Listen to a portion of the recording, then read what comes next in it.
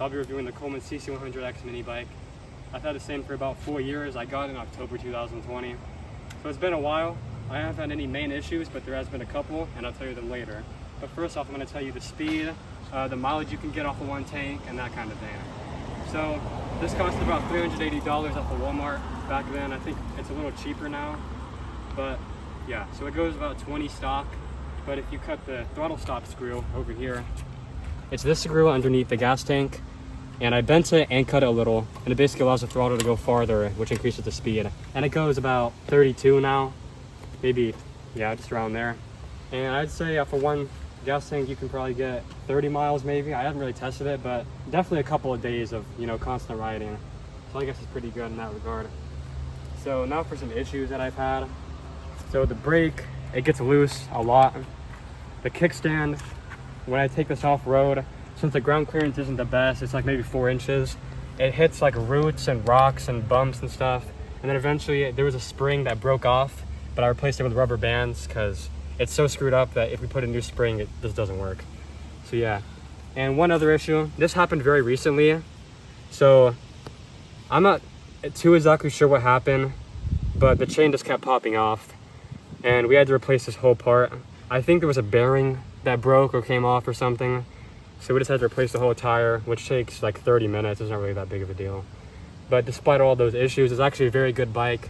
I've had various people ride it. I mean, of all different weights. My dad's like 180, he can ride it. I'm 130, and obviously he's gonna pull me around pretty good. I mean, it's not perfect up hills, but it's definitely enough. So yeah, here's the air filter that I put on, just to increase the air intake. It costs you like 20 something dollars, not that much. It's fairly simple to put on. And I did have an exhaust pipe over here, a straight pipe, but I took it off because it was too short. I could show you guys at some point. And I added this light because it doesn't come with a light. I put a bell. It doesn't do much, but I just had one, so why not use it? And then a bag, which this little area right here is pretty cool because you can put bags and stuff because it's kind of free. Another thing I like is that it has this kind of handle type thing.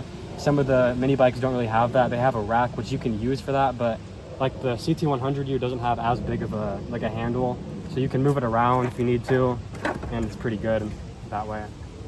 So yeah, overall I'd say you should get this bike since it's pretty cheap. It can go decently fast if you cut the screw like I mentioned.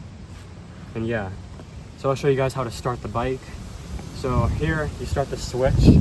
So on is like the smaller part, in, and that's off. But to turn it on, you press that. Right here is your choke. You're gonna want to switch it that way when you're starting it. And then here's the pull start. So let me just start it real quick. 2 pulls. Yeah. When you start it, just rev it, let it warm up a little. And then you want to switch the choke back.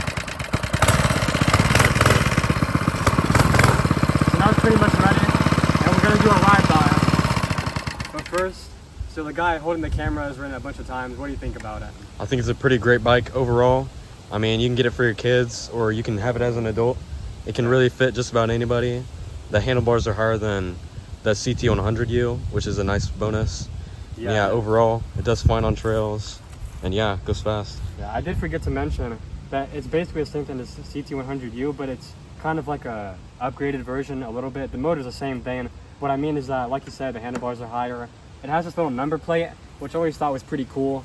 And I do like the black fenders. The 100U has red fenders, right? Yeah, I just like the black. It kind of looks cool in my opinion. And it's a pretty good bike, man. But yeah, like I said, we're gonna get to the ride by.